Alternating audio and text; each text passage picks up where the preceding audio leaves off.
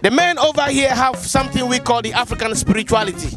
And I like to dwell on that because when you come to Ghana, 25 million to 27 million people, most people are Christianized today. People have been allowed themselves to be brainwashed, believing that everything black, everything Africa is evil. No, I don't want to be a Christian, and I know why I am not a Christian. I see Christianity as a kind of spiritual enslavement. That Jesus Christ was born through spirit. How can? There is no spirituality, but rather exploitation. Yeah. People have become lazy and spend all the time in church, and their lives does not improve a bit.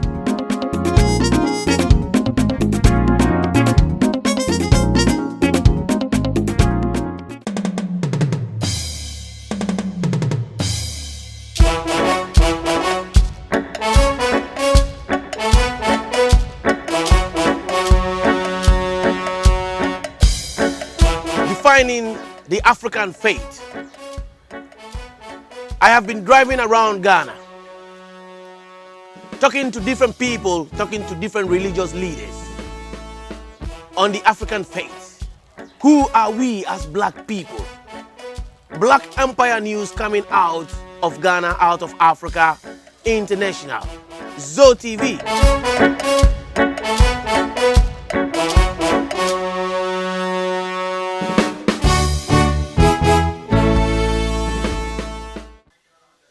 We're trying to define the faith of black people around the world. So this is Black Empire News. You comment, you subscribe, and you tell us what you think.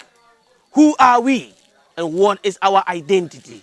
I am reporting live from Ghana, in a small little town in the middle of Eastern region called Wenchi, defining the African faith.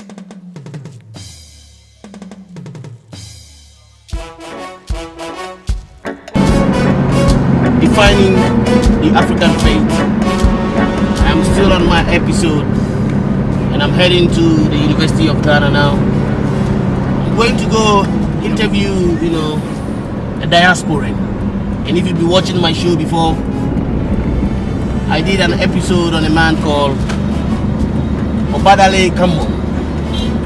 This man is also believed to be somebody quite powerful in understanding the origin of the black man,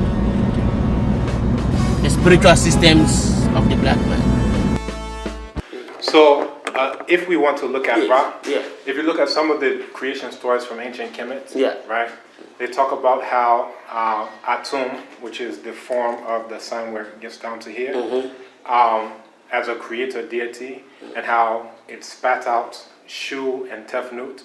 So Shu being air, Tefnut being moisture, and then how those gave birth to Nut, which is the sky, and then Geb, which is the earth, right? And then from there you have the other deities, Asar, Aset, Nebet Hur, which is, they call it Nephthys, and then Set, right? So all of that comes to this idea that all of them came from the body of the sun. Now what science tells us... The body of the sun. The sun. Yes. Right? All right. So what science also tells us is that, at the solar system, as it was just being formed, you have all these gases condensing, gravity pulling them together. And then what's not going to become part of the body of the sun is eventually going to congeal and become the planets around it. So essentially all of these different things are made out of the same materials. So at the most basic, you have the element hydrogen, you have helium, you have all of these elements. And then, as they're cooling, those that are far away are going to form into different planets, form into moons and all these things. So essentially saying that all of these things came from the sun is not wrong. It's saying that these are all coming from the same type of molecules, same types of things. Now, to say that Ra equals God, this is a thing that I often say, the equal sign will kill our people, right? Because you've taken a very small Eurasian concept and then put this African worldview into this teeny tiny concept. So it's sort of like, if, let's say, for example, I'm from somewhere else, there's a word dog, right? It's just, and you have a word mau, and then I just tell you, all right, this mau you're talking about is the same as the word dog. No.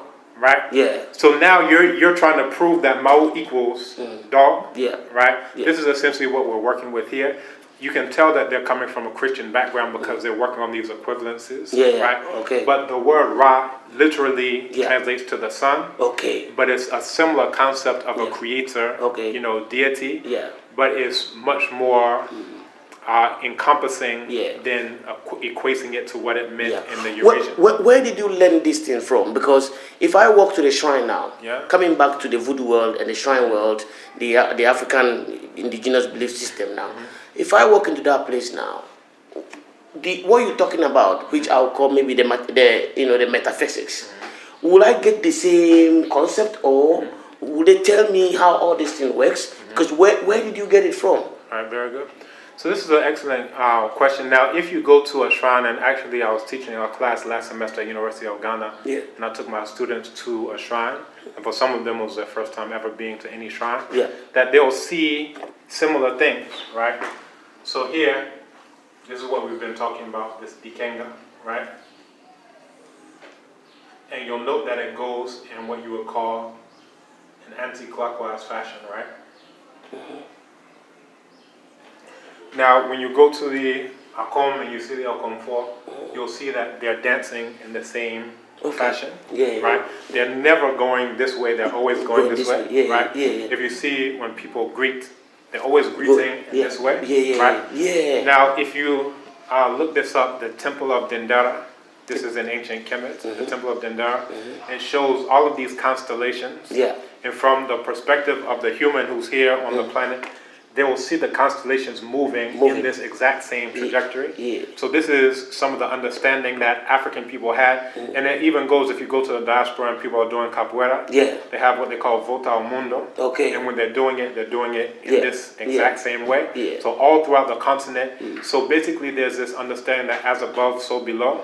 So that is Ma'at, this is order. This is things in order. So if you also want things to be in order here, then you need to basically be a mirror to the order that you find on the celestial level. So did you train in the shrine? You ever did you train in the shrine? Actually, Nana B was the one who taught me different herbs. You can see some videos we were going through. Nana B. Nana Sufi. Who you call Nana Sufi? Oh, okay, and then initiated Akropong, but I grew up in the shrine of my mother. Okay. Right. So this is where you will actually see it in action, right? Some of these concepts and things like this. And my students were shocked that some of the things that we had talked about in class, the Okomfo, this is Obadele Shrine in Kobribia, she was saying some of the same things, some of the proverbs that she was bringing up were talking about similar things. As the libations were coming up, they were talking about similar things. So again, you can find, this is what I was actually telling them, that if you go throughout the continent now, different places you go to will present a piece of the puzzle. Right? So you will find that the Akans do things in a very specific way. And it's a manifestation. Let me actually highlight this. If you look at the book of Coming Forth by Day, what Eurasians call the book of the dead, there's a line where it says, it's talking about the Creator, and it says, you are one whose arms are many. Right? This is, we talk about Akhenaten, but this is the oldest concept of monotheism anywhere. The idea of the old concept of monotheism.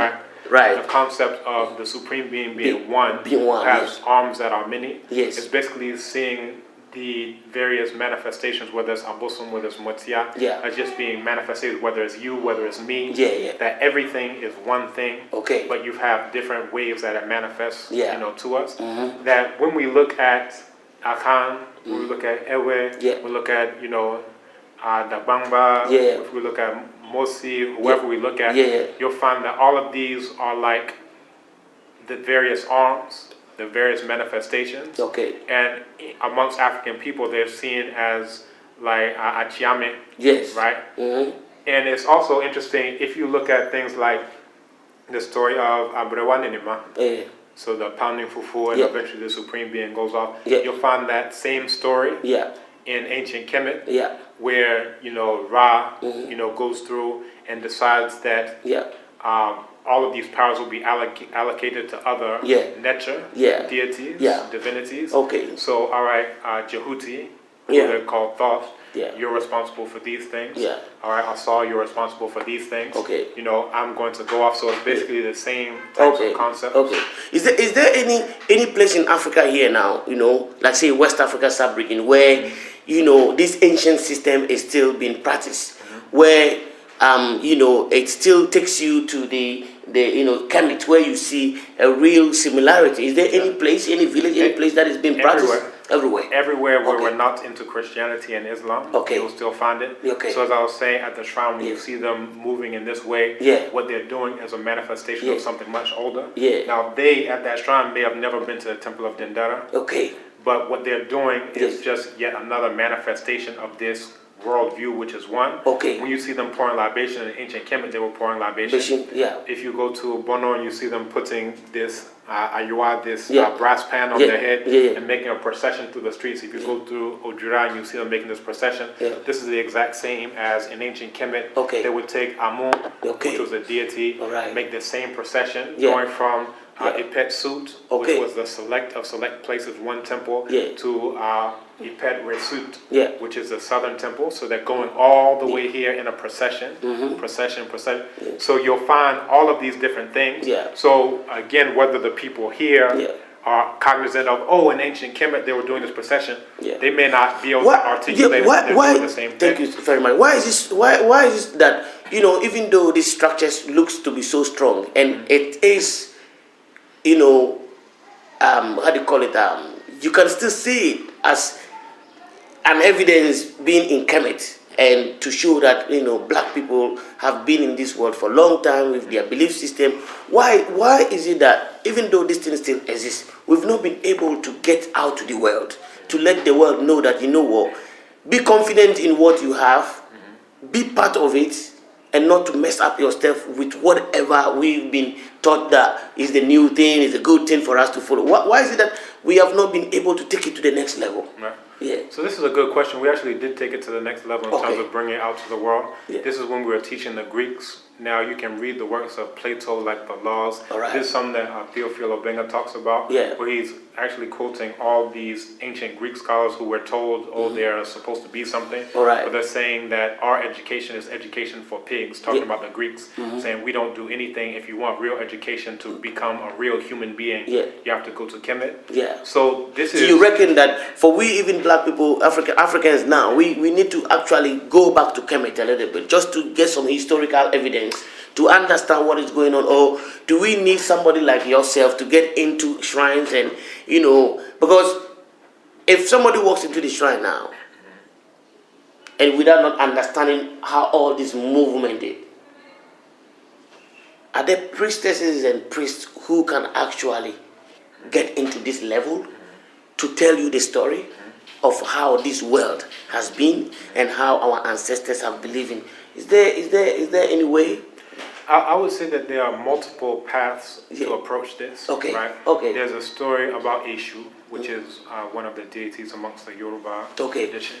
And in the story, you have two friends. They were very close. One had a farm on this side of the road, the other had a farm on this side of the road. So Eshu decided to test their friendship to see, you know, how strong it was.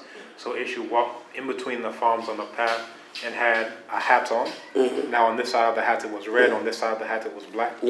You know, dressed very elegantly. They had to notice him. He walked by, and the friend said, "Hey, did you see that guy walk by with the red hat on?" He said, "Red hats? What do you mean red hat? The hat was black." What do you mean the hat was black? It was red. So they end up almost coming to blows over whether the hat was red or black, not realizing that they were just seeing it from different perspectives. Eshu decided to come through again. Now, still has the hat on and walks through. He said, "Oh, sorry, my friend, you were right. The hat was black." No, you were right. It was red. And they about come to blows again. The whole point is that you have various perspectives. So depending on where I'm standing will determine how I see this thing. So if I'm in a place that has a lot of rivers, then I'll connect with the spirituality of these rivers. If I'm in a place that has a lot of mountains, then you'll have things like Obadele Shrine where, you know, you connect with. All right. Religion is a deification of a culture, so where you are. All right. The problem comes when you're deifying the cultures of other people to the detriment of your own. Oh. So, you know, again, it's about where you're standing and how you see it. So if you go to a shrine, you may not get this full understanding, but you'll get from where I'm standing, from my perspective, this is how I understand the whole. Again, all of it is one. The African worldview is one, but the arms are many. Many. What is Abosomsom? Right. What is Abosomsom? Very good. So when you see Abosomsom, basically it's trying to make a correlation between what religion, Eurasian religions are, and what ancestral religions are. If, again, let's look, you have different ways when you see the creator as having stepped back and put others in charge, sort of like emissaries or achiyame or whatever, that these are the ways by which you approach the creator, right? So when you say Obosomsom, you're looking at this word Osom, which is trying to make an equivalence to religion, and saying, all right, well, we're just somming this Obosom. Okay. When in actuality, we're looking at these as various paths that you can use in order to approach the Supreme Being, which is the All. Okay. So again, if you're looking at it from this perspective, then it's like, okay, you don't, in a traditional society throughout the continent, you won't find a case where you just walk up to the ruler of the people and just say, hey, hey, give me fly, hey, what up, hey, what? It's not like that. That in order to approach the ruler, there are certain protocols. Because you have to follow. Exactly. Yes. And this is, again, seen as the same thing. But you know that in Ghana, when somebody say that Usom Bosom, there is a negative connotation to it. So when I say Usom Bosom, people, or when somebody asks you, what church do you go? And if you tell them that Usom Bosom, automatically they withdraw. They don't really want to have a chat with you. So this is evidence of the extreme brainwashing that we've gone through, or we could call it brain dirtying that we've gone through. So, you know, when you allow your enemies to give you your history, when you allow your enemies to explain things to you, there's a poem that I actually wrote, Otamfo Chere Kwanya Onim Baby Awobefa. Right? If your enemy that if it's your enemy who's showing you the road, your enemy knows where you're going to end up, right? So this is the whole thing. So what you have are people who have black skins but are very white inside. And one of the main ways to do that is in the African concept, we had this understanding of ma'at, oftentimes represented in the most simplest form like this. So you have an ostrich feather like this, and you can give a stroke determinative. This is the... And this writing system over here, what sort of writing system is this? It's called Medu Necha. And the name of the writing system is written like this. Right? Medu Necha. Right. And this writing system is from where? It comes from Kemet. It comes from Kemet. And the actual meaning of this writing system, when you say Medu Necha, you're saying Chro Kron Kron. Chro Kron Kron. So this is the words, this is the divine or sacred. So basically the name of the writing system itself is sacred words. Now the Greeks, they call it hieroglyphics, which is basically a calc, taking this exact same word and saying hiero to be the sun, something holy, sacred, and then gluphos is talking about things that are inscribed or carved and formed in that way. So when we're talking about Ma'at, this is the world's oldest system of law and things of that nature. And there are certain core principles that are attached to it, including truth, justice, balance, righteousness, harmony, order, reciprocity, right?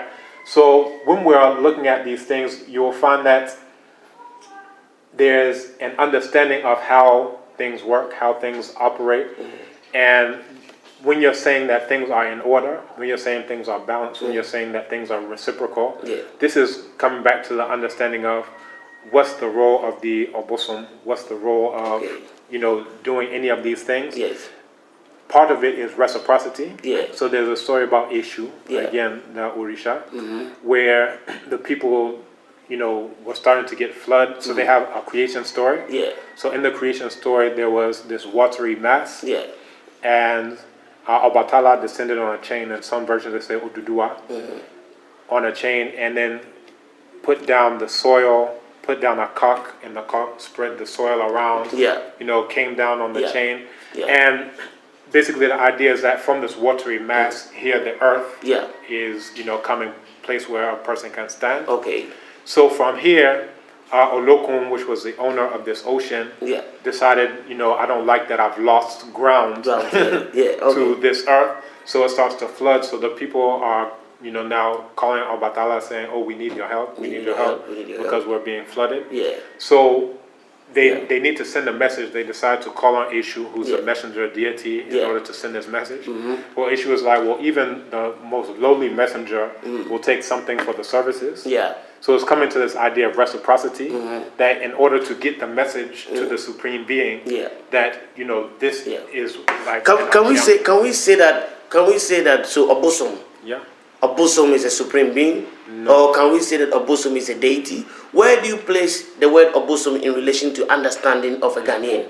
When you say... Think about like Obosom, Ochiame. Think about like an Ochiame. I would like to get that. Here you have the ruler. Yes. You can say that's Onyame. Yes. So now how do you approach the ruler? You approach the ruler through the Ochiame. Ochiame, okay. So this is the one who's going to... Yeah. So whether you need to do a sacrifice, whether you need to pour libation, whether you need to do... Nyankumadi.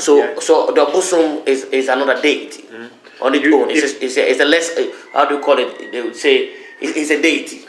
So it depends on how you want to translate it. Like usually I would prefer something like a divinity. A divinity. Right? Thank you. But any of these terms, you have to understand that when you are trying to put an equal sign between an infantile language like English and African language, it's going to be difficult because what you're going to do is you're going to reduce the African concept to this small box that the English thing is. Yeah. Now the English is going to have all types of connotations. Negative connotations, infantile connotations. So if you say this now equals that, well, you're taking a lot of baggage along with that. So if you're saying that Ra equals God, all right, first, God is male. Whereas for Ra, you have Ra'et. So there's a masculine aspect, there's a feminine aspect. You find this for all of the ancient deities. Anytime, so the primordial waters that I was speaking of, this original water that was there at the very beginning. You have Nun. So to take it back again, God is a male, but when you come to Ra, he got the feminine and the masculine. Exactly. Which comes back down to the Mau Sobolisa and exactly. Okay. Exactly. So coming back to that, when somebody asks, what is voodoo? Right. In the modern world, as we were talking before, you use Haiti, as an evidence, as one of the spiritual systems that we're able to use to, fight, But what is voodoo? Because Hollywood will show voodoo on a different level. Africans watch TV every day. They see voodoo to be a different thing. What is voodoo? Very good. I want to finish up on this last thing, and then we'll take up the voodoo. That this is one of the core things throughout the continent, this idea of the Supreme Being, both masculine and feminine. Now, if I show this to most of the viewers, this is the gold weight, one of the gold weights. So back before we were using Ghana CDs, we would weigh gold dust against a weight, right? So this is one, and this is called Awurade Nyankopon.